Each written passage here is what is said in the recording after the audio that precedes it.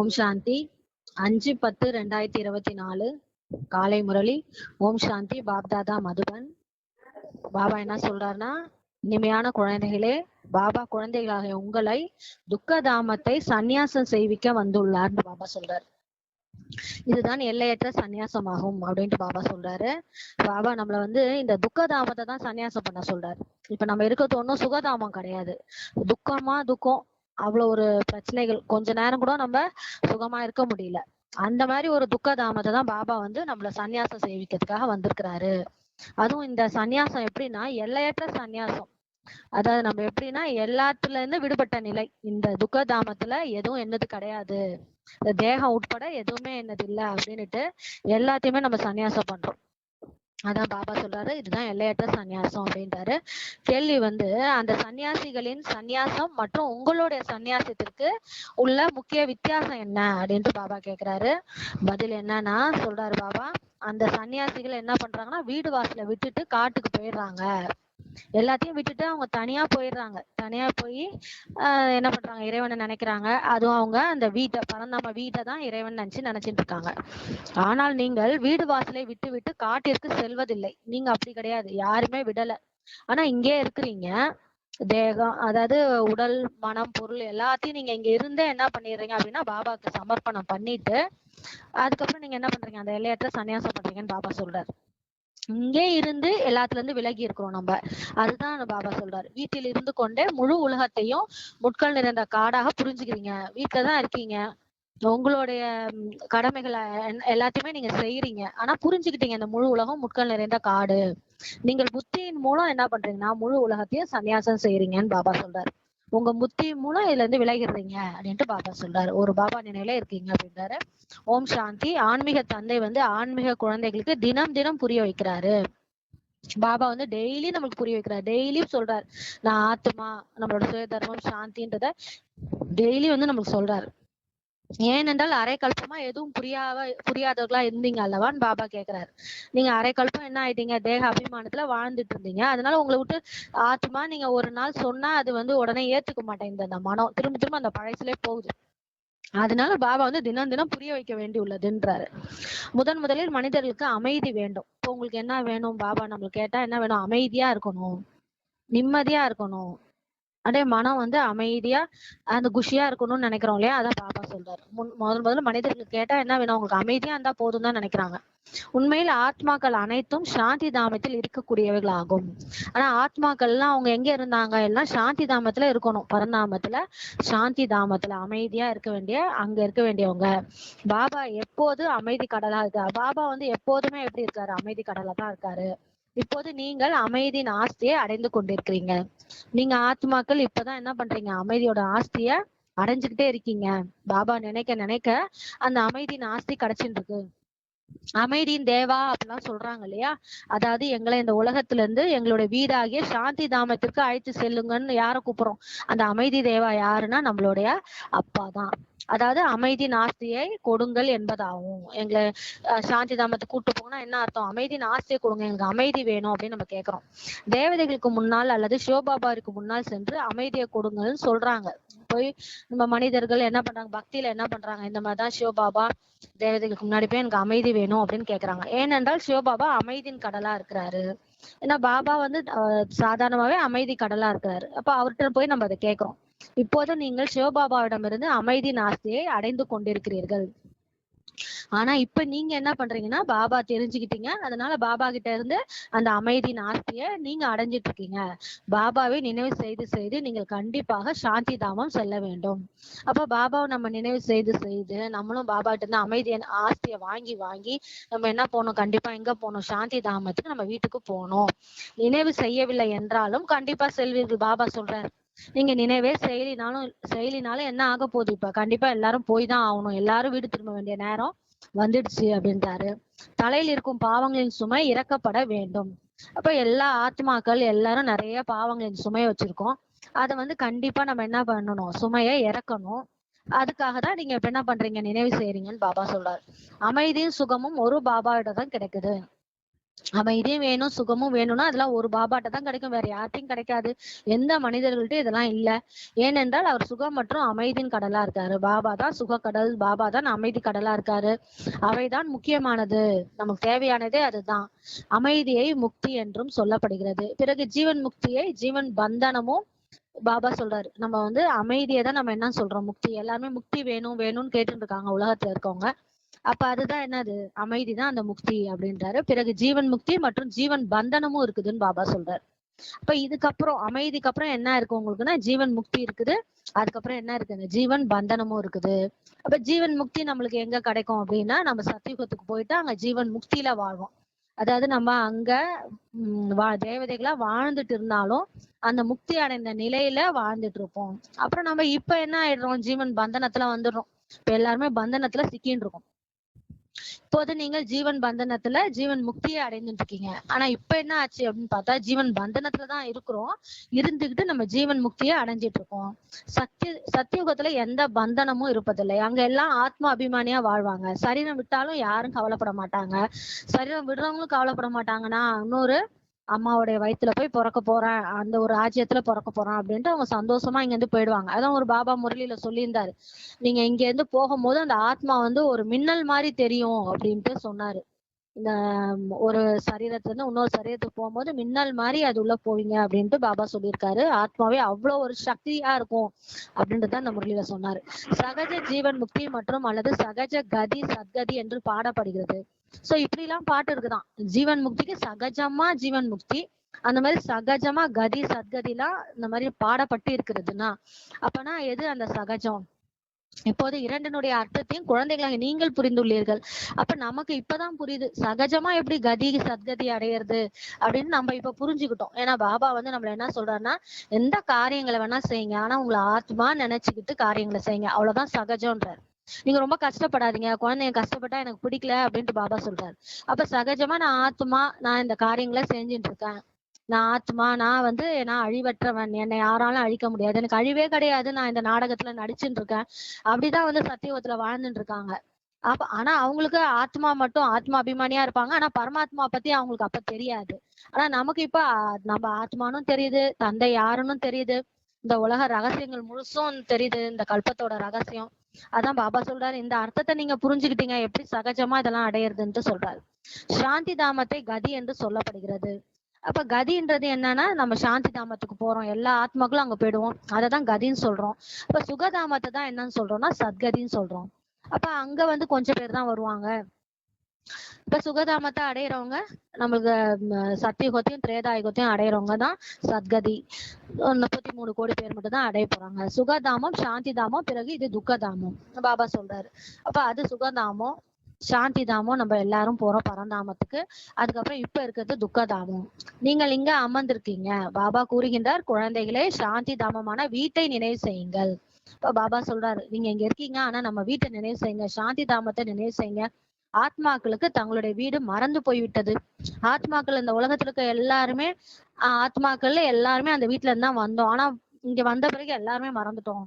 பாபா வந்து நினைவூட்டுறாரு. பாபா வந்து டெய்லியுமே சொல்லி புரிய வைக்கிறாரு, எதுவரை என்ன நினைவு செய்யவில்லையோ அதுவரை ஆன்மீக குழந்தைகளாகிய நீங்கள் வீட்டிற்கு செல்ல முடியாது அப்படின்னு பாபா புரிய வைக்கிறாரு. பாபாவை நினைக்கணும், அதுதான். அது வரைக்கும் நம்ம நினைவு செய்யலைன்னா அப்புறம் வீட்டுக்கு போக முடியாதுன்னு பாபா புரிய வைக்கிறார். நினைவின் மூலம் உங்களுடைய பாவங்கள் பஸ்மமாயிடும். அப்ப நினைவு செஞ்சாதானே உங்க பாவங்கள் பஸ்மமாகும்ட்டு பாபா சொல்றாரு.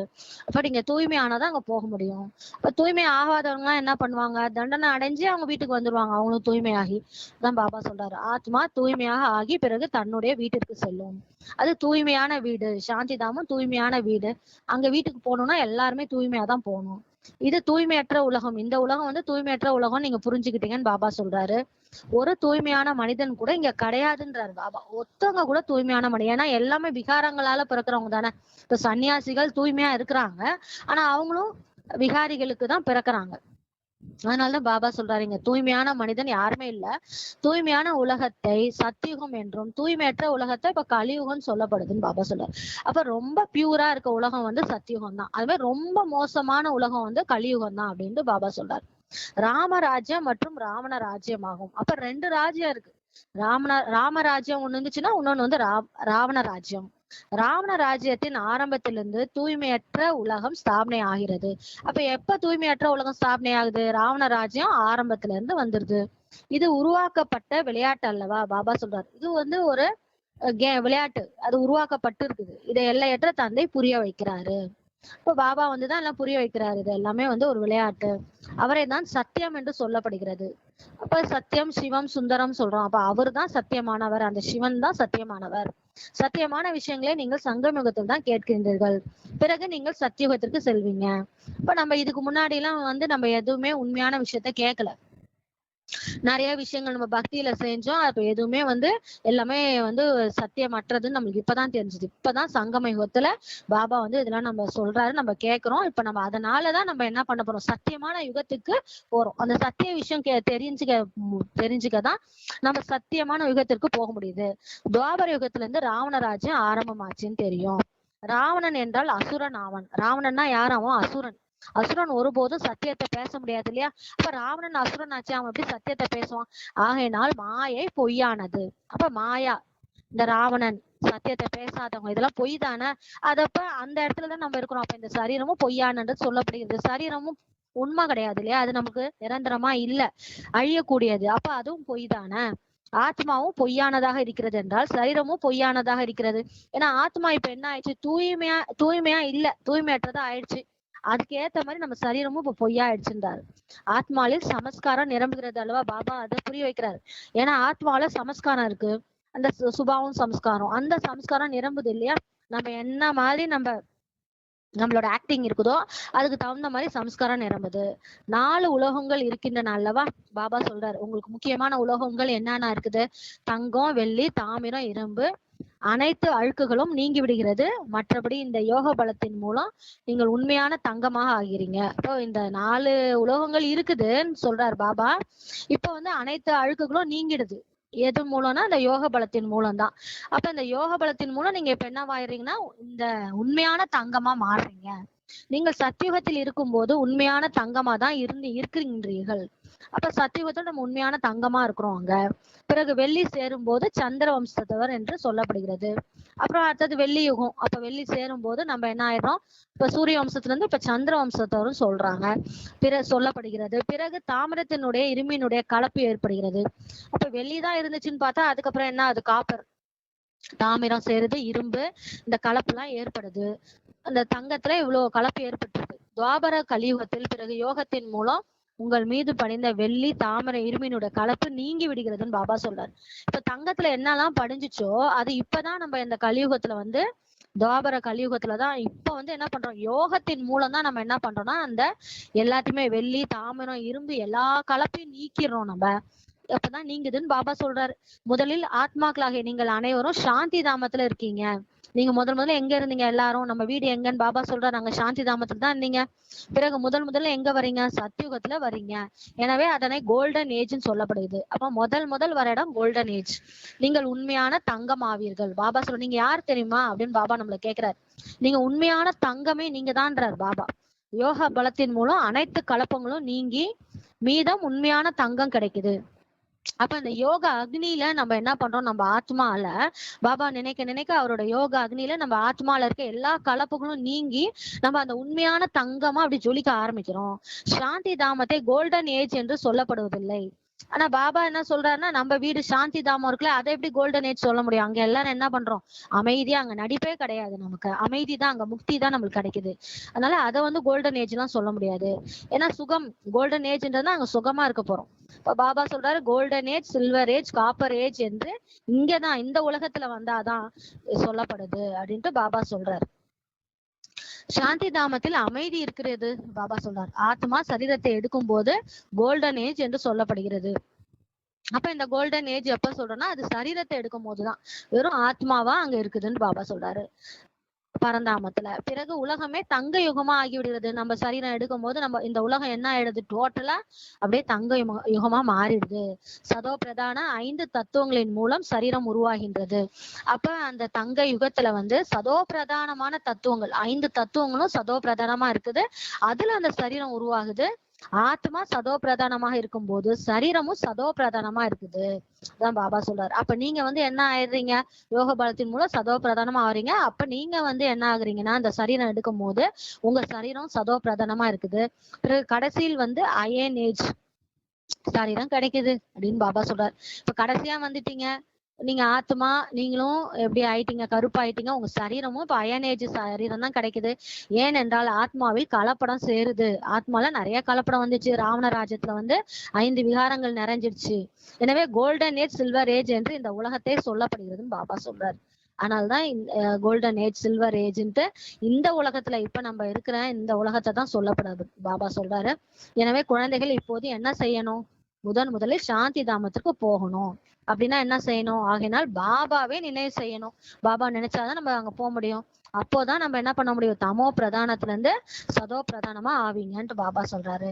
இதற்கு எவ்வளவு காலம் ஆகிறதோ அதுவரை பாபா இங்கு இருக்கிறார். பாபா சொல்றாரு பாருங்க, இப்ப ஒரு தடவை தான் வரேன்றாரு. அப்படின்னா இந்த நம்மளுக்கு டைம் எடுக்குது. நம்ம இந்த யோகா அக்னி மூலம் நம்ம என்ன ஆகணும்னா கோல்டு ஆகணும், நம்ம ஆத்மா தங்கம் ஆகணும்.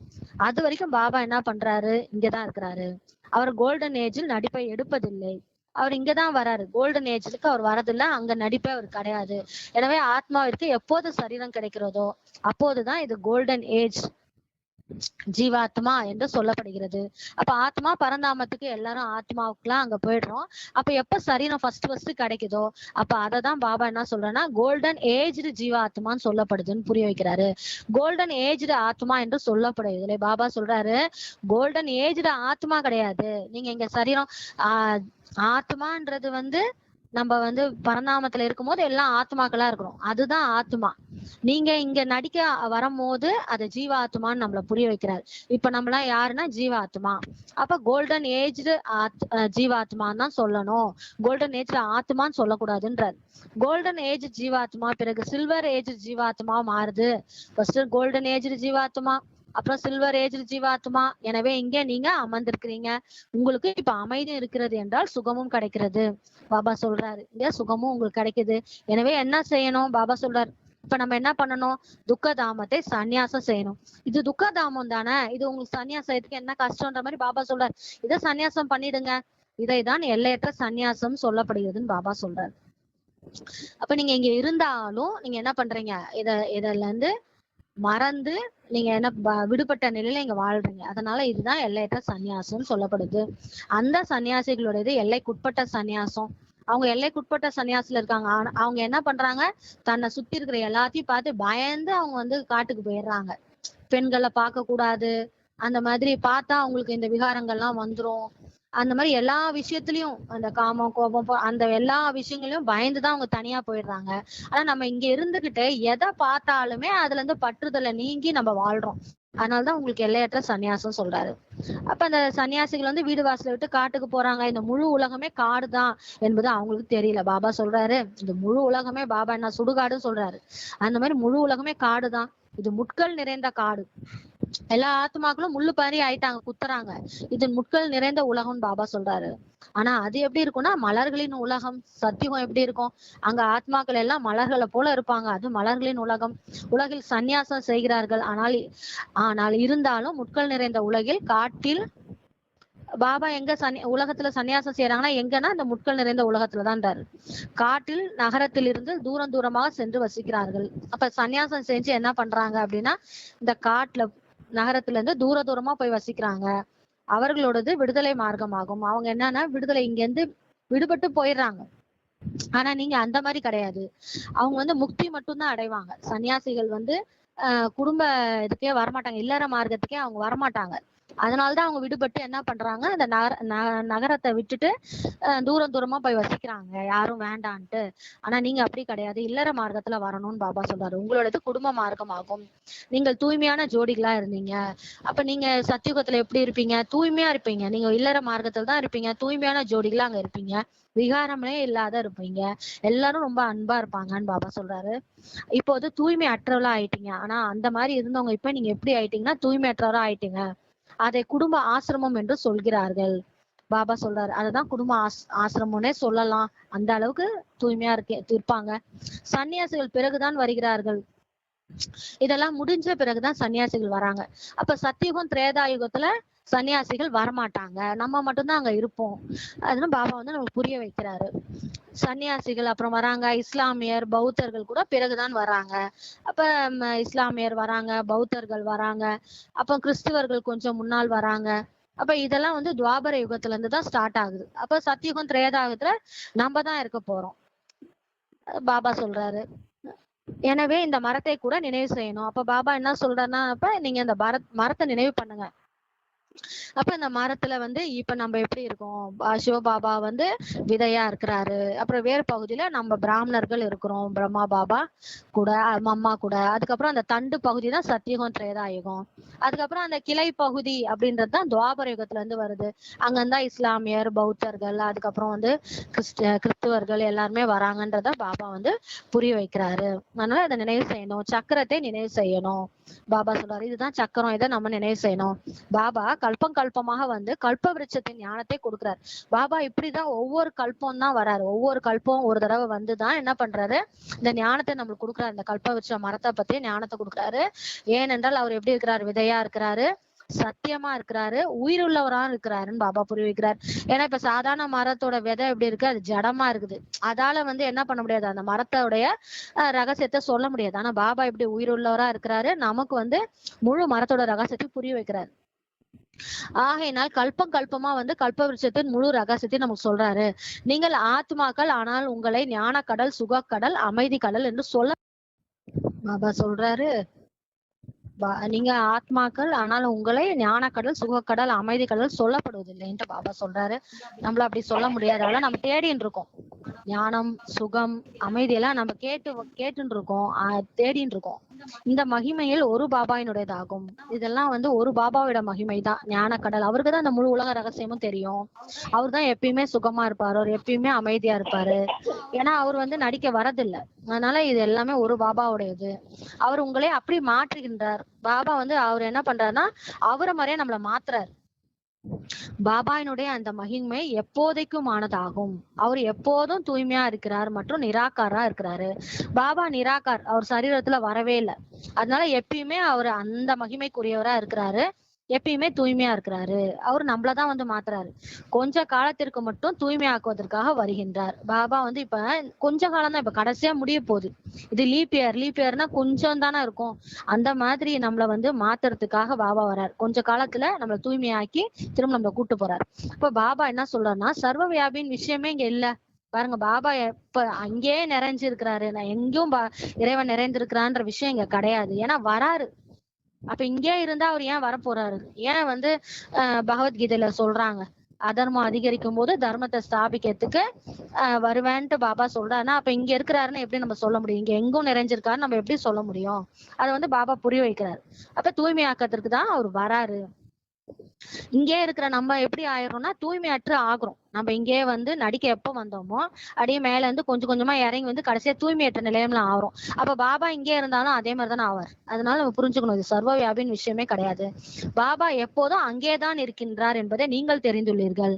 இப்ப பாபா சொல்றாரு, உங்களுக்கு தெரியும் பாபா பரநாமத்துல இருக்காரு. ஆனா பக்தி மார்க்கத்தில் எப்போதும் அவரே நினைவு செய்கிறார்கள். பக்தி மார்க்கத்துல என்ன பண்றாங்க, நமக்கு துக்கம் ஆரம்பிச்சது அப்பதான் பக்தியா வருது.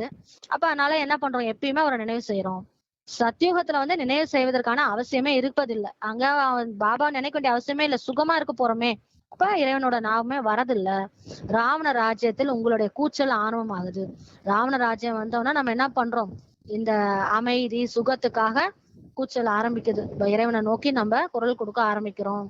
பதித்த பாவனா வாருங்கள் வாருங்கள் கூப்பிடுறோம். அவர்தான் வந்து சுகம் அமைதியை கொடுக்குறாரு நமக்கு. பாபா வந்துதான் நமக்கு என்ன பண்றாரு, சுகத்தையும் கொடுக்குறாரு, அமைதியும் கொடுக்குறாரு. எனவே அமைதியற்ற நிலையில் மீண்டும் கண்டிப்பாக அவருடைய நினைவு வருது. அப்ப அந்த அமைதியற்ற சூழ்நிலை வரும்போதுதான் அவருடைய நினைவே வருது. நம்ம தந்தை ஒருத்தர் இருந்தாரே, நம்மளுக்கு சுகம் சாந்தியை கொடுத்துட்டு போனாரே அப்படின்ட்டு அவர் நினைவு வருது. ஒவ்வொரு 5000 ஆண்டுகளுக்கு பிறகு நான் வருகின்றேன் என்று பாபா புரிய வைக்கிறார் நமக்கு. ஒவ்வொரு 5000 வருஷத்துக்கு அப்புறம் தான், ஒரு கல்பம் முடியும் போதுதான் என்ன பண்றாரு, கடைசியில அவரு வராரு. அரை கல்பம் சுகம், அரை கல்பம் துக்கம் ஆகும். பாபா சொல்றாரு, நீங்க அரை கல்பம் சுகமா இருக்கீங்க, அரை கல்பம் துக்கமா ஆகுறீங்க. அரை கல்பத்திற்கு பிறகுதான் ராவண ராஜ்யம் ஆரம்பமாகிறது. அப்ப இந்த அரை கல்பத்துக்கு பிறகுதான் என்ன ஆகுது, நமக்கு வந்து அரை கல்பம் முடிஞ்ச பிறகு சுகத்திலே இருக்கிறோம். அதுக்கப்புறம் நம்மளுக்கு இந்த ராவணராஜ்யம் ஆரம்பமாகுது. இதில் முதல் நம்பரில் முக்கியமானது தேக அபிமானம். இப்போ முதல்ல என்ன ஆகுது, நம்ம சத்தியுகம் திரேதாயுகத்துல ஆத்மா அபிமானியா இருக்கிறோம். அதுக்கப்புறம் தான் தேக அபிமானத்துல வரோம். அதனாலதான் நமக்கு இந்த ஃபர்ஸ்ட் நம்பர் முக்கியமானதே இல்ல தேக அபிமானம்ன்றாரு. அதுக்கு பிறகுதான் தேக அபிமானத்துல வந்துதான் அந்த எல்லா விகாரங்களும் வந்துடுதுன்னு பாபா சொல்றாரு. ஆனா பாபா சொல்றாரு, தங்களை ஆத்மான்னு புரிஞ்சுக்கோங்க அப்படின்ட்டு நம்மள அந்த பிராக்டிஸ் பண்ண சொல்றாரு. ஆத்மா அபிமானிகளா ஆகுங்கள் என்று பாபா இப்போது புரிய வைக்கிறாரு. அதனால இப்ப நீங்க ஆத்மா அபிமானியா ஆகுங்க அப்படின்ட்டு புரிய வைக்கிறாரு. ஓம் சாந்தி. ஓம் சாந்தி. பாபா சொல்றாங்க, ஆத்மாவினுடைய அறிமுகமும் வேண்டும். இப்ப ஆத்மாவினுடைய அறிமுகமும் உங்களுக்கு வேண்டும். ஆத்மா எங்க இருக்குது, நம்மளா இப்ப ஆத்மான்றாரு, நம்ம எங்க இருக்கிறோம் அப்படின்ற அந்த அறிமுகமும் வேண்டும். ஆத்மா வந்து இரு புருவங்களுக்கு மத்தியில் ஜொலிக்கிறது என்று மட்டும்தான் மனிதர்கள் சொல்கிறார்கள்.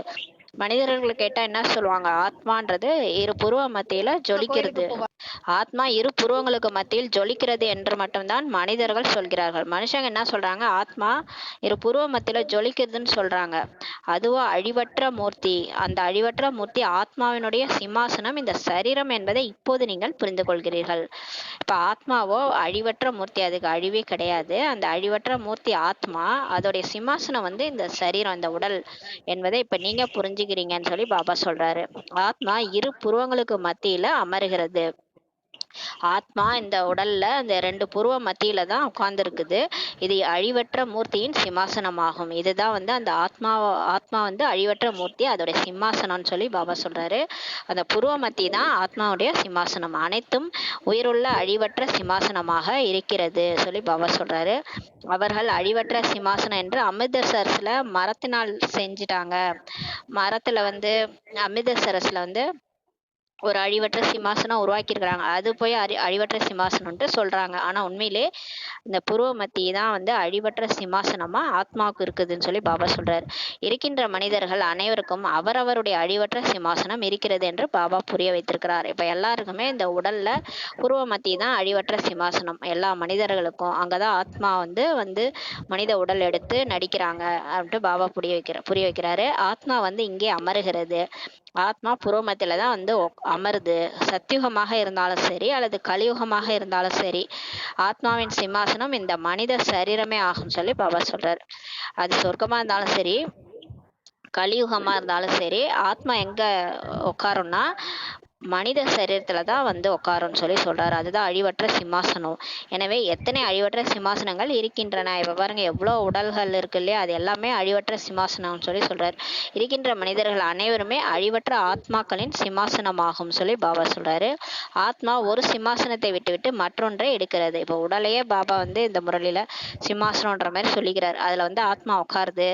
அப்ப ஆத்மா ஒரு உடலை விட்டு இன்னொரு உடல் எடுக்குது, ஒரு சிம்மாசனம் விட்டு இன்னொரு சிம்மாசனம் எடுக்குது. முதலில் சிறியதாக இருக்கிறது. முதலில் ஆத்மா வந்து சிறியதாக இருக்கிறது, பிறகு சிம்மாசனம் பெரிதாக ஆகிறது சொல்லி பாபா சொல்றாரு. முதல்ல ஆத்மா வந்து உடல்ல வரும்போது சின்ன உடல்ல இருக்குது. அதுக்கப்புறம் அந்த உடல் வந்து பெருசா ஆயிடுது. அப்ப பெரிய சிம்மாசனமா ஆயிடுதுன்றாரு. இந்த சரீரம் எனும் சிம்மாசனம் சிறியது பெரியதாக ஆகிறது. இப்போ பாபா வந்து இந்த உடல்ல வந்து ஒரு சிம்மாசனமா பார்க்க வைக்கிறாரு நம்மள. அதுக்குதான் இந்த பயிற்சி பண்ணிட்டு இருக்கிறாரு. இந்த சரீரம்ன்றது நம்ம கிடையாது, இது ஒரு சிம்மாசனம்ன்றத புரிய வைக்கிறாரு. அதனால இந்த சரீரம் என்னும் சிம்மாசனம் சிறுசாகுது, பெருசாவும் ஆகுது.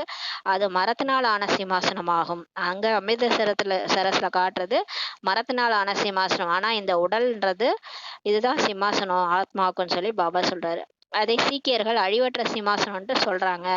சீக்கியர்கள் என்ன சொல்றாங்க, அந்த அமிர்தசரஸ்ல இருக்கிற சிம்மாசனம் அழிவற்ற சிம்மாசனம்னு சொல்லி சொல்றாங்க. ஆனா அந்த சிம்மாசனம் சிறியதாகவோ இல்ல பெரிதாகவோ ஆகிறது இல்லைன்னு சொல்லி பாபா சொல்றாரு. இந்த புருவமத்தி என்பது மனிதர்கள் அனைவருடைய அழிவற்ற சிம்மாசனம் என்பது யாருக்குமே தெரிவதில்லை. இப்ப யாருக்குமே தெரியல, இந்த புருவ மத்தியில தான் ஆத்மா வந்து உட்கார்ந்து நடிக்குது. இதுதான் அழிவற்ற சிம்மாசனம்ன்றது யாருக்குமே தெரியல. ஆத்மாவோ அழிவற்றது, ஒருபோதும் அழிவது கிடையாது. ஆத்மாவுக்கு அழிவே கிடையாது. அது வந்து நெருப்பால எரிக்க முடியாது, இது காத்தால அழிக்க முடியாது, எதாலையும் கத்தியால வெட்ட முடியாது. ஆத்மா அழிவற்றது, ஒருபோதும் அழிவதே கிடையாது அதுன்னு சொல்றாரு. ஆத்மாவுக்கு விதவிதமான சிம்மாசனம், அதாவது உடல் வந்து கிடைக்கிறது சொல்லி பாபா சொல்றாரு. ஒரு உடலை விட்டு இன்னொரு உடல்ல நடிக்குது, பூர்வ மத்தியில போய் உட்காந்திக்குது. இதுதான் ஆத்மாவுக்கு வேலை. சத்தியுகத்தில் உங்களுக்கு மிகவும் முதல் தரமான சிம்மாசனம் கிடைக்கிறது. சொர்க்கத்துல நமக்கு உடல் வந்து ஃபர்ஸ்ட் கிளாஸா இருக்கும், தங்க உடல் கிடைக்கும்ன்றாரு. அதனை கோல்டன் ஏஜ்டு சிம்மாசனம்ட்டு சொல்லப்படுகிறது. பிறகு அந்த ஆத்மாவிற்கு சில்வர், காப்பர், அயனேஜ்டு சிம்மாசனம் கிடைக்கிறது. அப்படியே நம்ம இறங்க இறங்க கோல்டு கோல்டு உடல் கிடைக்கும். அதுக்கப்புறம் சில்வரு, அப்புறம் காப்பர், அப்புறம் அயனேஜ். இப்ப இருக்கிறது இரும்பு. இரும்பு யுகத்துல இந்த சாதாரண சரீரத்துல நம்ம இருக்கிறோம். பிறகு கோல்டன் ஏஜ்டு சிம்மாசனம் வேண்டும் என்றால் கண்டிப்பாக தூய்மையாக ஆக வேண்டும் சொல்லி பாபா சொல்றாரு. திரும்ப உங்களுக்கு இப்ப நீங்க தங்க உடல் வேணும், தங்க உலகத்துக்கு போனோம்னா நீங்க தூய்மை ஆகணும். ஆகையினால்தான் இப்ப பாபா சொல்றாரு, என்னையை மட்டுமே நினைவு செய்தீர்கள் என்றால் உங்களுடைய அழுக்கு நீங்கிவிடும். அதுக்காக ஆத்மா நீங்க இப்ப தூய்மை ஆகணும். ஆத்மா தூய்மை ஆகணும்னா என்ன நினைச்சா உங்க அழுக்கெல்லாம் போயிரும்ன்றாரு. பிறகு உங்களுக்கு அப்படிப்பட்ட தெய்வீக சிம்மாசனம் கிடைக்கும். அடுத்த பிறவி உங்களுக்கு அந்த மாதிரி ஒரு உடல் கிடைக்கும். அதாவது தெய்வீக சிம்மாசனம், தெய்வீக உடல் கிடைக்கும்ன்றார். இப்போது பிராமண குலத்தின் சிம்மாசனமாக இருக்கிறது. இப்போ நீங்க பிராமண உடல்ல இருக்கிறீங்க.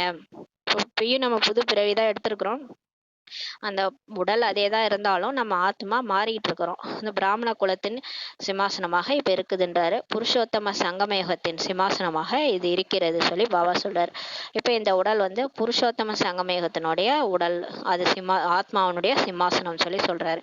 பிறகு ஆத்மாவாகிய எனக்கு இந்த தேவதை சிம்மாசனம் கிடைக்கும் சொல்லி நம்ம சொல்லுவோம் சொல்லி பாபா சொல்றாரு. இந்த ஆத்மா இதுல புருஷோத்தம் பண்ணிட்டு இந்த உடலை விட்டு நம்ம போன உடனே அடுத்த பிறவில நமக்கு தேவதை உடல் கிடைக்கும். இந்த விஷயங்களை உலகத்தில் உள்ள மனிதர்கள் தெரிந்திருக்கவே இல்லை.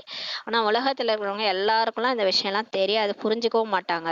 தேக அபிமானத்தில் வந்த பிறகு தங்களுக்குள் துக்கம் கொடுத்து கொண்டே இருக்கிறார்கள். இப்ப எல்லாரும் அந்த தேகம்தான் நான் நினைச்சுக்கிறாங்க இல்லையா, அதனாலதான் ஒருத்தவங்க மத்தவங்களுக்கு துக்கம் கொடுத்துட்டே இருக்கிறாங்க.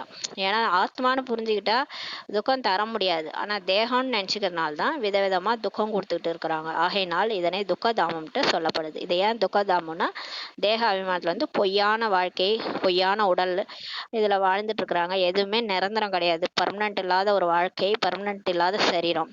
இதுல ஒருத்தவங்க துக்கம் கொடுத்துக்கிறது, அடிச்சுக்கிறது, கொலை பண்ணிக்கிறது, இந்த மாதிரி வேலையெல்லாம் செய்யறாங்க. ஏன்னா தேக அபிமானத்துலன்னு சொல்லி பாபா சொல்றாங்க. சாந்தி தாமத்தை நினைவு செய்யுங்கள், அது உங்களுடைய உண்மையான வசிப்பிடம் என்று பாபா இப்போது குழந்தைகளுக்கு புரிய வைக்கின்றார். பாபா சொல்றாரு, இப்போ சாந்தி தாமத்தை நினைவுங்க, இந்த துக்கதாமத்தை நினைக்காதீங்க. அதுதான் உங்களுடைய உண்மையான வசிப்பிடம். சாந்தி தாமம் தான் நம்மளுடைய உண்மையான வசிப்பிடம்ட்டு சொல்லி பாபா சொல்றாங்க. சுகதாமத்தை நினைவு செய்யுங்கள், துக்கதாமத்தை மறந்து கொண்டே செல்லுங்கள். சொர்க்கத்தை நினைங்க, இந்த துக்கதாமத்தை நினைக்காதீங்க, மறந்துருங்க. இதன் மீது வைராக்கியம் வைக்க வேண்டும்.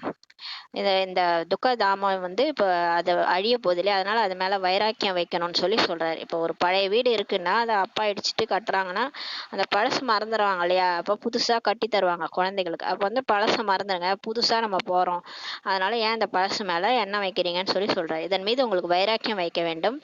அதற்காக சன்னியாசிகளைப் போல வீடு வாசலை விட வேண்டும் என்பதெல்லாம் கிடையாது. சிலர் வந்து ரொம்ப வைராக்கியம் வந்துன்னா, எல்லைக்குட்பட்ட வைராக்கியம் வந்துருச்சுன்னா வீட்டை விட்டே போயிடுறாங்க. சன்னியாசிகள் மாதிரிலாம் நம்ம வீடு வாசலை விட வேண்டதெல்லாம் அவசியம் கிடையாதுன்றாரு. அது ஒரு புறம் நல்லது என்றாலும் மற்றொரு புறம் கெட்டது என்று பாபா புரிய வைக்கின்றார். இந்த வீடு வாசலை விடுறது ஒரு பக்கம் நல்லதா இருந்தாலும் இன்னொரு பக்கம் அது கெட்டதுன்னு சொல்லி பாபா புரிய வைக்கிறார். ஏன்னா இப்ப வீடை விட்டு போறாங்க, சிலர் வந்து கல்யாணமும் பண்ணிக்கிறாங்க, குழந்தைகளையும் விட்டுட்டு மனைவி மக்களையும் விட்டுட்டு போயிடுறாங்க. அவங்க அனாதையா இருக்கிறாங்க, அவங்கள யார் காப்பாத்துறது? அதனால அது ஒரு பக்கம் கெட்டதாகவும் இருக்குது, ஒரு பக்கம் தூய்மையா இருக்கிறாங்களே அது நல்லதாகவும் இருக்குது. அதனால பாபா புரிய வைக்கிறாரு, உங்களுடையதுதான் நல்லதாகும், நீங்க தான் நல்லது செய்றீங்க. ஏன்னா நீங்க வீட்டிலேயே இருந்துகிட்டு எல்லாரும் கூட இருந்தாலும் தூய்மையா இருக்கிறீங்க.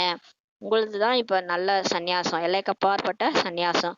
அவங்களுடையது அடயோகம், நல்லதாயினும் கூடவே கெட்டதும் ஆகும். அவங்களது அடயோகம். அவங்க வந்து மூச்சு பயிற்சி, பிராணாயாமம், இந்த மாதிரி நிறைய பயிற்சிகள்லாம் செஞ்சு நிறைய அவங்க ஆத்ம உணர்வுல இருந்து அந்த பிரம்மத்தை நினைவு செய்வாங்க. அது மாதிரி அவங்க அந்த அஷ்டாங்க யோகம் சொல்லிட்டு அந்த கூடு விட்டு கூடு பாயிருது, அந்த மாதிரி நிறைய விஷயங்கள்லாம் கத்துக்கிறாங்க. அது நல்லதா இருந்தாலும் கூடவே அது கெட்டதுமா இருக்குதுன்னு சொல்லி பாபா சொல்றாரு. ஏனென்றால் தேவதைகள் இறங்கும் மார்க்கத்தில் செல்கிறார்கள் என்றால் பாரதத்தை தாங்குவதற்கு கண்டிப்பாக தூய்மை வேண்டும். பாபா அது வந்து ஏன் நல்லதுன்னு சொன்னார்னா, இந்த வாம மார்க்கத்துல தேவதைகள் 2500 வருஷம் கழிச்சு தூய்மையா இருந்த தேவதைகள் தூய்மையற்ற தன்மையில வந்துடுறாங்க. இறங்கும் போது பாரதம் வந்து அப்படியே என்ன ஆயிடுது, அந்த பூமியே சரியுது, பூமியே நிலநடுக்கம் வந்து ஒரு மாதிரி சாயுது, அழிஞ்சு போயிருக்கும், அப்பயே அழிஞ்சிரும். இருந்தாலும் அதை அழியாம காப்பாத்துறது அந்த தூய்மை, சன்னியாசிகளுடைய தூய்மை தான். அதுக்காக கண்டிப்பா தூய்மை வேண்டும்ன்றதுனால அவங்க காட்டுக்கு போறது நல்லதுதான் சொல்லி பாபா சொல்றாரு. எனவே அதில் கூட உதவி செய்கிறார்கள். அதனால்தான் சன்னியாசிகள் நமக்கு உதவி செஞ்சிருக்கிறாங்க. பாரதம் தான் அழிவற்ற கண்டமாக இருக்கிறது. இப்ப முழு உலகத்திலயுமே பாரதம் அழிவற்ற கண்டம். இப்ப தூய்மை இல்லைன்னா பாரதம் கூட அழிஞ்சிரும். இருந்தாலும் இந்த சிலருடைய தூய்மை வந்து இந்த பாரதம் வந்து அழியாம இது வரைக்கும் இருக்குது. அது மாதிரி பாபாவும் இந்த அழிவற்ற கண்டத்துலதான் வந்து அவதரிக்கிறார். அதனாலதான் இது அழிவற்ற கண்டம்ட்டு சொல்லப்படுது. பாபாவும் கூட இங்குதான் வர வேண்டியிருக்கிறது. சிவபாபா கூட இங்கேதான் வராரு. எனவே எல்லையற்ற தந்தை எங்கு வருகிறாரோ அது அனைத்திலும் பெரிய தீர்த்தமாகிவிட்டது அல்லவா சொல்லி பாபா சொல்றாங்க. இப்ப கடவுளே வர்றாருன்னா அந்த இடம் எந்த மாதிரி இடமா இருக்கும், பெரிய தீர்த்த ஸ்தலமா ஆயிடுது இல்லையா சொல்லி சொல்றாரு. அனைவருக்கும் சத்கதியை பாபா வந்து ஏற்படுத்துகின்றார். ஆகையினால் பாரதம் தான் உயர்ந்ததிலும் உயர்ந்த தேசமாகும். இந்த பாரதத்தில் தான் வந்து உலக மக்களுக்கே கடவுள் வந்து சத்கதியை கொடுக்கிறார். அதனாலதான் பாரதத்தை உயர்ந்ததிலும் உயர்ந்த தேசம்ட்டு சொல்லப்படுது. முக்கியமான விஷயத்தை பாபா வந்து இப்ப புரிய வைக்கிறார். குழந்தைகளே, நினைவு யாத்திரையில் இருங்கள். முக்கியமானதே பாபா நினைக்கிறது தான். அவர் தான் நம்மளுடைய சொந்த அப்பா, ஆத்மாவுடைய அப்பா. அவர் நினைங்கன்னு சொல்லி சொல்றாரு. கீதையில் கூட மன்மனாபவ என்ற வார்த்தை கூட இருக்கிறது இல்லையா, பகவத்கீதையில இருக்கு மன்மனாபவன். அது வந்து சமஸ்கிருத வார்த்தை. ஆனா பாபா ஒன்றும் சமஸ்கிருதம் சொல்வதில்லை. பாபா மன்மனாபவ என்பதன் அர்த்தத்தை தான் இப்ப புரிய வைக்கிறாரு. தேகத்தின் அனைத்து தர்மங்களையும் விட்டு விட்டு தங்களை ஆத்மான்ட்டு நிச்சயம் செய்யுங்க. அதுதான் மன்மனாபாவுடைய அர்த்தமே. இந்த தேகம், தேக தர்மம் எல்லாத்தையும் விட்டுருங்க. நீங்க இந்த தேகமே கிடையாது. இந்த தேகம் ஒரு நாள் அழிஞ்சு போயிடும். நம்ம ஆத்மா அதுல இருந்து டெம்பரரியா நடிச்சிட்டு இருக்கிறோம். அதனால நீங்க உங்களை ஆத்மான்னு நிச்சயம் செய்யுங்கன்றது தான் மன்மனாபவன்றதுடைய அர்த்தம். அந்த ஆத்மா நிச்சயம் பண்ணிட்டு பரமாத்மாவை நினைவு செய்யணும். இதுதான் உண்மையான அர்த்தம். ஆத்மா அழிவற்றதாக இருக்கிறது. இப்ப ஆத்மா வந்து அழிக்க முடியாது, அது எதாலையும் அழிக்க முடியாது, அது ஒருபோதும் அழியறது இல்ல. ஆத்மா ஒருபோதும் சிறியதாகவோ இல்ல பெரிதாகவும் ஆகிறது இல்ல. அந்த உடல் தான் பெருசாகுது, சின்னதாகுது, வயசாகுது. அந்த உடல்ல கொண்டு போய் எரிச்சிடுறாங்க. அந்த உடல் வந்து ஒரு இன்ஸ்ட்ருமெண்ட் மாதிரி இருக்கு. ஆனா ஆத்மாவுக்கு அழிவே இல்லை. அது வந்து சின்னதா பெருசாலாம் ஆகிறது இல்லை. ஆரம்பமும் முடிவுமற்ற அழிவற்ற நடிப்பு அந்த ஆத்மாவுல நிரம்பி இருக்குதுன்னு சொல்லி பாபா சொல்றாரு. ஆத்மான்றது ஒரு மெமரி கார்டு மாதிரி, சிப்பு மாதிரி. இப்ப எப்படி நம்ம பாட்டெல்லாம் ஸ்டோர் பண்றோம், அந்த மாதிரி இந்த ஆத்மால அழிவற்ற நடிப்பு ஸ்டோரா இருக்குது. 84 பிறவிகளின் நடிப்பு. எந்தெந்த ஆத்மா எத்தனை நடிப்பு, எத்தனை பிறவி எடுக்குதோ அத்தனை பார்ட்டு அந்த ஆத்மால ஸ்டோரா இருக்குது. அது ஒரு ஒரு உடல் எடுக்கும் போது அது அப்படியே எமர்ஜ் ஆகி நடிக்க ஆரம்பிக்குது. அந்த உடல்ல எவ்வளவு நாளைக்கு அந்த பாகம் நடிக்குதோ அது அது வரைக்கும் தான் நடிக்கும். முடிஞ்சிருச்சுன்னா அந்த உடலை விட்டு கிளம்பிடும் ஆத்மா. அந்த மாதிரி ஆத்மா இருக்குது. அதுல அழிவற்ற நடிப்பு ஆத்மால ஸ்டோர் ஆயிருக்கு. நாடகம் இந்த உருவாக்கப்பட்டுள்ளது சொல்றாரு. இந்த மாதிரி ஒரு டிராமா உருவாக்கி இருக்கு. இப்ப எப்படி சினிமா எடுக்கிறாங்க, அந்த மாதிரி இந்த எல்லையற்ற நாடகம், எல்லையற்ற சினிமா உருவாக்கப்பட்டிருக்குதுன்னு சொல்லி சொல்றாரு. கடைசியில் வரக்கூடிய ஆத்மாக்களுக்கு மிகவும் குறைந்த நடிப்பே இருக்கிறது. இப்போ 800 கோடி ஆத்மாக்களையும் தாண்டுது பாப்புலேஷன். எல்லாம் வந்து நடிச்சிட்டு இருக்கிறாங்க. இதுல கடைசியா வர்றவங்களும் இருக்கிறாங்க, ஒரு பிறவி எடுக்கக்கூடியவங்களும் இருக்கிறாங்க.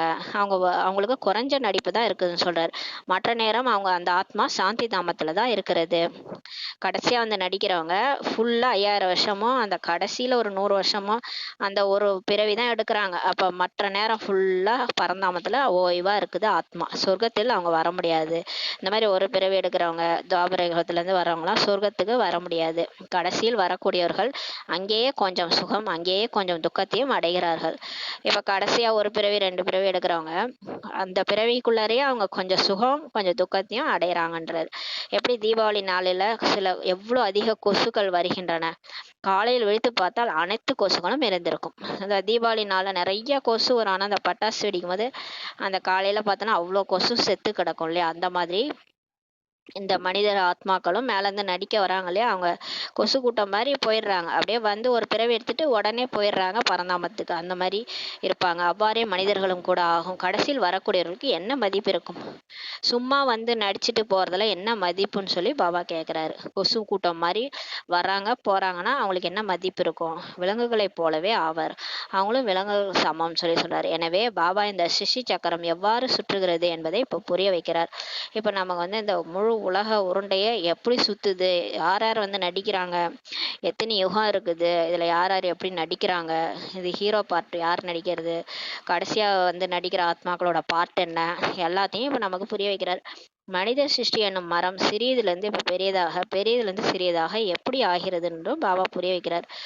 எப்படி 9 லட்சம் பேர்ல ஆரம்பிக்குது, அப்புறம் இப்ப 800 கோடி பேர்ல நிக்குது, எப்படி பெருசாகுது, அப்ப திரும்ப இப்ப விநாசம் நடக்கும்போது சின்னதா ஆயிடும். இதெல்லாம் புரிய வைக்கிறார். சத்தியுகத்தில் எவ்வளவு குறைந்த மனிதர்கள் இருக்கிறாங்க, கலியுகத்துல பாருங்க எவ்வளவு மரம் வளர்ந்து பெரியதாகிறதுன்னு சொல்லி பாபா புரிய வைக்கிறார். முக்கிய விஷயமே குடும்ப விவகாரங்களில் இருந்து கொண்டே என்னை மட்டும் நினைவு செய்யுங்கள் என்று பாபா இப்போது சமிஞ்சை காட்டியுள்ளார். இப்போ நம்ம இந்த நாடகத்துல இப்போ நமக்கு இந்த நடிப்பு கிடைச்சிருக்கு. இப்போ நம்ம சொல்றாரு, என்ன சொல்றாருன்னா, நீங்க வீடு வாசல்ல விடாதீங்க, வீட்டிலேயே இருங்க, குடும்ப விவகாரங்களே இருங்க, எல்லாரோடயும் இருங்க, என்னை மட்டும் நினைவு செய்யுங்க, ஆத்மான்னு புரிஞ்சுட்டு என்னை நினைவு செய்யுங்க, போதும், தூய்மை ஆயிடுவீங்க. வீட்டுல இருந்துகிட்டே என்ன யாருக்கும் தெரியாது, நம்ம உடலை விட்டு போனோம்னா அடுத்த பிறவி சொர்க்கத்துக்கு போயிட்டோன்றதே யாருக்கும் தெரியாது. அந்த மாதிரி பாபா நம்மளை மாத்தி கூட்டு போயிட்டே இருக்கிறாரு எல்லாரையும். ஆனா உலகத்தாருக்கு தெரியாது. இது வரைக்கும் பிகேஸ் முயற்சி பண்ணி முரளி படிச்சு அவங்க யோகா பண்ணி பாபாவை நினைச்சு எல்லாம் ஃபரிஸ்தாவாகி போயிட்டாங்க. ஆனா இது உலகத்தாருக்கு தெரியுமா? தெரியாது. சொல்றாரு பாபா, குடும்ப விவகாரங்கள இருங்க, இருந்துகிட்டே நீங்க என்னை மட்டும் நினைங்கன்ட்டு இப்ப சமிஞ்சை காட்டியிருக்கிறார். 8 மணி நேரம் நினைவில் இருக்க பயிற்சி செய்யுங்கள். குறைந்தது 8 மணி நேரம் நீங்க தூங்குவீங்க, 8 மணி நேரம் வேலை பார்ப்பீங்க, அது மீதி 8 மணி நேரம் சும்மா தானே இருக்கிறீங்க, என்னை கொஞ்சம் நினைச்சா என்னன்னு சொல்லி கேட்குறாரு. நினைவில் இருக்க பயிற்சி செய்யுங்க. ஒரேடியா வந்துடாது. ஏன்னா நம்ம அரைக்கால்பமா வேற பழக்கம் நமக்கு. தேகதாரிகளோட பேசி, தேகதாரிகளோட விளையாடி, தேகதாரிகளே பார்த்து நம்ம தேகம்னு நினைச்சுக்கிட்டு இப்படியே பழக்கமா? திடீர்னு பாபா ஆத்மான்னு நினைச்சு பாபா நினைக்க சொன்னா அந்த பயிற்சியே வரமாட்டுது. அதனாலதான் இப்ப பயிற்சி செய்யுங்கன்னு சொல்லி சொல்றாரு. ஏன்னா தானாலாம் நம்ம பாபாவை நினைக்க மாட்டோம். கடவுளை எப்ப பார்த்தாலும் நினைக்கிறவங்க யாருமே கிடையாது.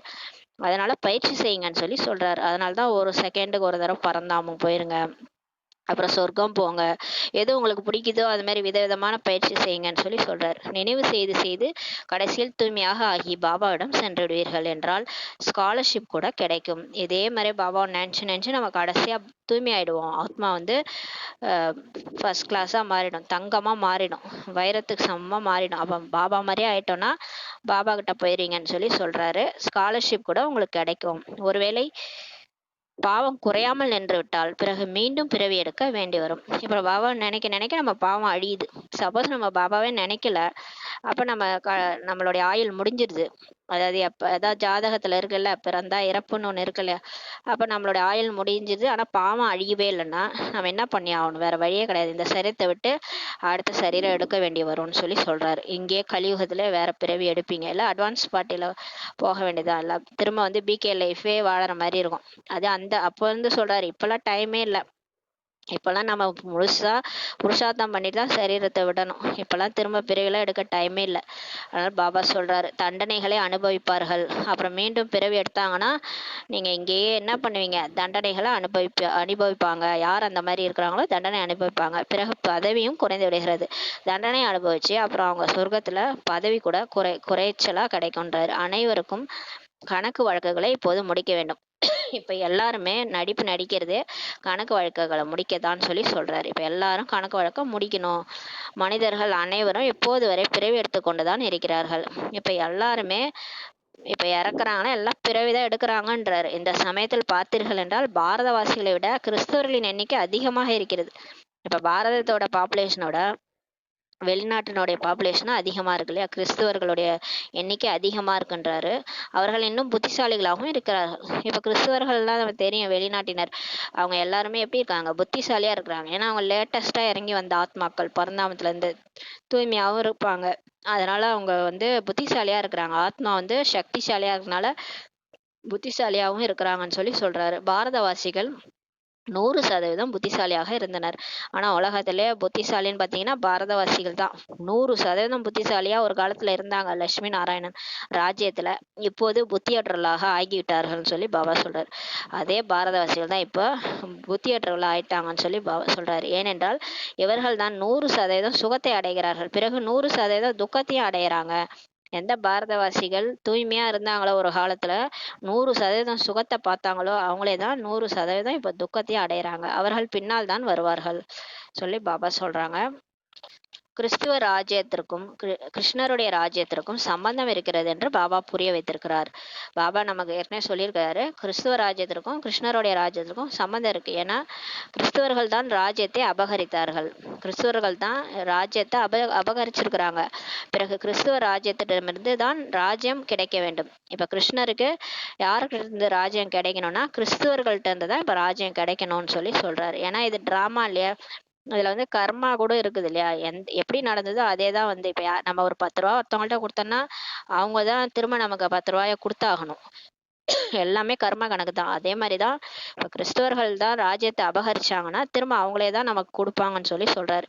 இந்த சமயத்தில் கிறிஸ்தவர்களின் ஆதிக்கம் தான் இருக்கிறது. இப்ப பாருங்க, உலகத்துல கிறிஸ்தவர்களுடைய ராஜ்யம் தான் இருக்கு.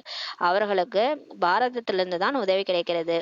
அவங்களுக்கு இந்தியால இருந்து தான் ஒரு காலத்துல உதவி கிடைச்சது. இப்போது பாரதம் பட்டினியாக இருக்கிறது எனும்போது அங்கிருந்தது பதிலுக்கு சேவை நடந்து கொண்டிருக்கிறது. இப்ப பாரதம் இப்ப வந்து டெவலப்பிங் கண்ட்ரியா இருக்குது, அந்த ஏழை நாடா இருக்குது. அப்ப வந்து இப்ப அவங்கள்ட்ட இருந்து தான் நமக்கு பதிலுக்கு சேவை நடந்து கொண்டிருக்கிறது சொல்றாரு. இங்கிருந்து நிறைய செல்வம், நிறைய வைர வைடூரியங்கள் போன்றவை அங்கே எடுத்து சென்று விட்டார்கள். அந்த காலத்துல வந்து சோம்நாத் கோயில்ல வந்து படையெடுத்து வந்து கஜினி முகமது நிறைய எடுத்துட்டு போனாரு பாபா சொல்லிதான் நமக்கே தெரியும். அந்த மாதிரி எடுத்துட்டு போனாரு. இங்க இருந்துதான் எடுத்துட்டு போயிட்டாங்க. நிறைய செல்வம், வைர வைடூரியங்கள்லாம் அங்க எடுத்துட்டு போயிட்டாங்க. அதிக செல்வந்தர்களாகி விட்டார்கள் எனும் போது இப்போது செல்வத்தை அனுப்பி கொண்டிருக்கிறார்கள். இங்க இருந்து எடுத்துட்டு போய் அங்க பணக்காரர் ஆயிட்டதுனால இப்ப எல்லாம் திரும்பி வந்துட்டு இருக்குதுன்னு சொல்றாரு. இப்ப செல்வத்தை நமக்கு பாரதத்துக்கு அனுப்பி கொண்டிருக்கிறார்கள். அவர்கள் சந்திக்க வேண்டியதே இல்லை சொல்றாரு. இப்போது குழந்தைகளாகிய உங்களை யாரும் அறிந்து கொள்வதில்லை. இப்ப நீங்க யாருன்னு யாருக்குமே தெரியாது.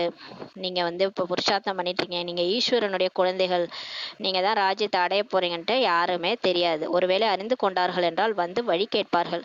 ஒருவேளை தெரிஞ்சுக்கிட்டாங்கன்னா நம்ம கிட்ட வந்து வழி கேட்பாங்க. நீங்கள் ஈஸ்வரிய சம்பிரதாயத்தை சேர்ந்தவர்களாவீர்கள், நீங்கள் ஈஸ்வரனுடைய வழிபடிதான் இப்ப நடக்கிறீங்க சொல்றாரு. அவர்களே தான் பிறகு ஈஸ்வரிய சம்பிரதாயத்திலிருந்து தெய்வீக சம்பிரதாயங்களாக ஆவார்கள். யார் இப்ப ஈஸ்வரிய சம்பிரதாயத்துல ஆகிறாங்களோ அவங்கதான் போய் சொர்க்கத்துல தெய்வீக சம்பிரதாயத்துல ஆவாங்கன்னு பாபா சொல்றாரு. பிறகு சத்திரியரா மாறுவாங்க. வைசியர் சூத்திரர் சம்பிரதாயத்தர்களாக அவங்களே தான் ஆவாங்கன்னு சொல்றாரு. இப்போது நாம் தான் பிராமணர்களாக ஆகியிருக்கிறோம். இப்ப நாம தான் பிகே ஆகியிருக்கிறோம். பிறகு நாம தான் போயிட்டு சொர்க்கத்துல தேவதைகளா ஆகும். திரும்ப நம்மளே தான் சத்திரியர்களாகவும் திரேதாயத்துல ஆகும். நான் தான் அது என்பதின் அர்த்தத்தை பாருங்கள், எவ்வளவு நன்றாக இருக்கிறது. இதுதான் நான் தான் அது, நான் தான் தேவதை, நானே தான் இப்படி ஆயிட்டேன். இந்த அர்த்தத்தை பாருங்க எவ்வளவு நல்லா இருக்குன்னு சொல்றாரு. இது குட்டிக்கரண விளையாட்டாகும்.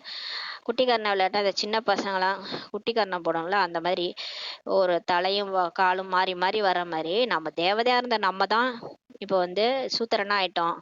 அதுதான் அந்த விளையாட்டுன்னு பாபா புரிய வைக்கிறார். இதை புரிந்து கொள்வது மிகவும் சகஜமாகும். இது குழந்தைங்க கூட புரிய வைக்கலாம், குழந்தைங்க கூட புரிஞ்சுக்கும். இவ்வளவு ரொம்ப ஈஸியான விஷயம்ன்றாரு. ஆனால் பாருங்க, ஆனால் மாயை மறக்க செய்து விடுகிறது. ஆனா இந்த ஈஸியான விஷயத்த கூட அந்த புத்தி எப்படி மறக்குது, இந்த ஆத்மா மாயை மறக்க செய்து விடுகிறது சொல்றாரு. பிறகு தெய்வீக குணங்கள் இருந்து அசுர குணங்களுக்கு கொண்டு வருகிறது. அப்புறம் தானாவே எப்படி தேவதையா வாழ்ந்த நம்மள அசுர குணங்களுக்கு இந்த மாயா நம்மள கொண்டு வந்துருதுன்னு சொல்றாரு. தூய்மையற்றவர்களாக ஆவது அசுர குணம் அல்லவா? தூய்மையான இருந்த நம்ம தூய்மையற்றவங்களா மாறுறது எப்படி அசுர குணம் தானே அப்படின்னு கேக்குறாரு. நல்லது. இனிமேல இனிமையான காணாமல் போய் கண்டெடுக்கப்பட்ட செல்ல குழந்தைகளுக்கு தாயும் தந்தையுமான பாப் தாதாவின் அன்பு நினைவுகளும் காலை வணக்கம். ஆன்மீக குழந்தைகளுக்கு ஆன்மீக தாய் தந்தையின் நமஸ்காரம். நம் ஆன்மீக குழந்தைகள் ஆன்மீக தாய் தந்தைக்கு நமஸ்காரம். தாரணைக்கான முக்கிய சாரம். ஃபர்ஸ்ட் பாயிண்ட், ஸ்காலர்ஷிப் வாங்குவதற்கு, உதவி பெறுவதற்கு குடும்ப விவகாரங்களில் இருந்து கொண்டே குறைந்ததிலும் குறைந்தது 8 மணி நேரம் பாபாவை நினைவு செய்வதற்கான பயிற்சியை செய்ய வேண்டும். நினைவின் பயிற்சியின் மூலம்தான் பாவங்கள் அழியும் மற்றும் கோல்டன் ஏஜ்டு சத்தியுக சரீரம் சிம்மாசனமும் உங்களுக்கு கிடைக்கும்ன்றாரு. 2வது பாயிண்ட், இந்த துக்கதாமத்திலிருந்து எல்லையற்ற வைராக்கியம் வைத்து தங்களுடைய உண்மையான இருப்பிடமான பரந்தாமம் மற்றும் சுகதாமத்தை நினைவு செய்யணும். தேக அபிமானத்தில் வந்து யாருக்கும் துக்கம் கொடுக்கவே கூடாது பாபா சொல்றாங்க. வரதானம், கர்மத்தின் கணக்கு வழக்குகளை புரிந்து தன்னுடைய ஆடாத ஸ்திதியை உருவாக்கக்கூடிய சகஜ யோகி ஆகுகன்ற வரதானம் கொடுக்குறாரு. இப்ப நமக்கு எல்லாருமே பாபா சொல்றாரு, உலகமே கர்ம கணக்கு வழக்க முடிஞ்சிட்டு இருக்குதுன்ட்டு. இப்ப நம்ம எல்லாமே நம்மளுடைய நடக்கிறது எல்லாமே நம்மளுடைய கணக்கு வழக்கு, கர்மத்தினுடைய கணக்கு வழக்குன்ட்டு புரிஞ்சுக்கிட்டு ஆடாத ஸ்திதியை உருவாக்குங்க, ஆடாத அசையாத நிலையை கொண்டு வாங்க, அந்த மாதிரி இருக்கக்கூடிய சகஜ யோகி ஆகுகன்ற வரதானம் கொடுக்குறாரு. வாழ்வில் சில நேரம் ஏதாவது கர்மத்தின் கணக்கு வழக்கு முன்னால் வருகின்றது என்றால் அதன் காரணமாக மனதை அசைக்காதீர்கள், ஸ்திதியை மேலே கீழே ஆக்காதீர்கள். இப்ப வாழ்க்கையில எது வேணாலும் கர்ம கணக்கு வழக்கு நமக்கு வரும். நம்மளுடைய கர்மா தான். நம்ம போன ஜென்மத்துல நம்ம யாருக்காவது ஏதாவது கொடுக்கல் வாங்கல் வச்சிருந்திருப்போம். அது பணமோ காசோ இல்ல வேலை வாங்குறதோ எதுவா இருந்தாலும் நம்ம பண்ணிக்கிறது நம்ம தான். அதனால நமக்கு முன்னாடி வருதுன்னா, இப்போ ஒரு நம்ம 4 வார்த்தை திட்டியிருந்தோம்னா அது திரும்ப வந்து அவங்க திட்டுவாங்கல்ல, அப்ப அதை நம்ம வாங்கிக்கணும்ல. அப்ப மட்டும் நம்ம நம்ம மட்டும் வாங்கிக்கலன்னா என்ன ஆகும்? அதனால எல்லா விஷயங்களுமே கணக்கு வழக்கு தான். அதெல்லாம் நமக்கு முன்னாடி வருது. அதன் காரணமாக மனதை வந்து அசைக்காதீர்கள். அதனால ஆடுது அசையுது அந்த மாதிரி அசைஞ்சு போயிடாதீங்க. ஸ்திதி கூட மேல கீழே ஆக்காதீங்கன்னு சொல்லி சொல்றாரு. ரொம்ப லோவா ஃபீல் பண்றது, ஆத்ம உணர்வே மறந்து தேக உணர்வுல வந்து அழறது, அது மாதிரி லோவா போயிடாதீங்கன்னு சொல்றாரு. வந்து விட்டது எனில் அதை கண்டறிந்து தொலைவில் இருக்கும் போதே அழித்து விடுங்கள். இப்ப அந்த மாதிரி வருது, கணக்கு வழக்கு வருது நமக்குன்னு தெரிஞ்சுக்கிட்டீங்கன்னா, அதை புரிஞ்சுக்கிட்டீங்கன்னா, தொலைவில் இருந்தே அது வர்றதுக்கு முன்னாடியே புரிஞ்சுக்கிட்டு அதை அழிச்சிருங்கன்னு சொல்லி சொல்றாரு. இப்போது யுத்தம் செய்பவராக ஆகாதீர்கள். இப்ப நம்ம வந்து பாபா வந்து நம்மளை அந்த அளவுக்கு வச்சிருக்கிறாரு. மேல வந்துட்டீங்க, ஞானத்தை அப்ளை பண்ணுங்க, யுத்தம் செய்யாதீங்கன்னு சொல்லி சொல்றாரு. கஷ்டப்பட்டு கஷ்டப்பட்டு பாபாவை நினைக்கிறது அந்த மாதிரி இருக்காதீங்க. சர்வ சக்திவான் பாபா இப்ப துணையாக இருக்கின்றார் எனும்போது மாயை உங்களை அசைக்கவே முடியாது. இப்ப நம்ம கூட யார் இருக்கிறாங்க? கடவுளே இருக்கிறார். சர்வ சக்திவானே துணையா இருக்கிறாரும் போது மாயா உங்களை ஒண்ணுமே செய்ய முடியாதுன்றார். அதற்கு நிச்சயத்தின் அஸ்திவாரத்தை நடைமுறையில் கொண்டு வாருங்கள், மேலும் நேரப்படி பயன்படுத்துங்கள். அதுக்காக இப்ப மாயா உங்களை அசைக்க கூடாதுன்னா நீங்க நிச்சய புத்திய அந்த ஃபவுண்டேஷனை நடைமுறையில பிராக்டிக்கலா கொண்டு வாங்க, மேலும் நேரப்படி டைமுக்கு பயன்படுத்துங்க. அப்போது சகஜ யோகியாக ஆகிடுவீங்கன்னு சொல்லி பாபா சொல்றாங்க. இப்போது நிரந்தரமான யோகி ஆகுங்கள். இப்ப நான் அப்பப்ப ஒரு நிமிஷம் பண்றேன், அப்ப பண்றேன், ஒரு மணி நேரம் பண்றேன் அப்படின்லாம் ஆகாதீங்க. டிராஃபிக் கண்ட்ரோலை மட்டும் பாபா நினைக்கிறேன் அப்படிலாம் ஆகாதீங்க. எப்பயுமே ஆத்ம உணர்வுல இருந்து பாபா நினைங்க. நிரந்தரமான யோகி ஆயிடுங்கன்னு சொல்லி சொல்றாரு. யுத்தம் செய்யக்கூடிய யுத்த வீரன் அல்ல. யுத்தம் செய்யறவங்க அப்பப்ப நினைச்சிட்டு கஷ்டப்பட்டுட்டு மாயாவோட சண்டை போட்டுக்கிட்டு அந்த மாதிரி இருக்காம நிரந்தரமான யோகியா ஆயிடுங்கன்னு சொல்லி பாபா சொல்றாரு. ஸ்லோகன்: டபுள் லைட்டாக இருக்க வேண்டும் என்றால் தன்னுடைய அனைத்து பொறுப்புகளின் சுமையும் பாபாவிடம் ஒப்படைத்து விடுங்கள். எப்பயுமே டபுள் லைட்டா இருக்கணும்னா நமக்கு என்னெல்லாம் நமக்கு பிரச்சனை இருக்குதோ, பொறுப்புகள் இருக்குதோ, என்னெல்லாம் நமக்கு தலையில வந்து சுமையா நம்ம தெரியுதோ அந்த விஷயம் எல்லாத்தையும் பாபாட்ட ஒப்படைச்சிருங்கன்னு சொல்லி சொல்றாரு. இப்போ நம்ம ஒரு 2 கை நிறைய பேக் எதையாவது தூக்கிட்டு போறோம்னா, நம்மளால முடியலன்னா பக்கத்துல இருக்கிறவங்க ஒரு 2 பேக்கை வாங்கிட்டாங்கன்னா நம்ம எவ்வளவு ஃப்ரீயா இருப்போம். அந்த மாதிரி நம்ம இப்போ வந்து நம்ம கிட்ட இருக்கிற சுமையெல்லாம் பாபா கிட்ட ஒப்படைச்சிட்டு டபுள் லைட்டா பறக்கணும், ஃபரிஸ்தா மாதிரி இருக்கணும்னா நீங்க எல்லா பொறுப்புகளின் சுமை என்னிதே இல்லை, இது எல்லாமே பாபாவுடையதுன்ட்டு பாபாட்ட ஒப்படைச்சிருங்கன்னு சொல்லி பாபா சொல்றாங்க. ஓம் சாந்தி. நன்றி பாபா, நன்றி ராமா, நன்றி பரிவார்.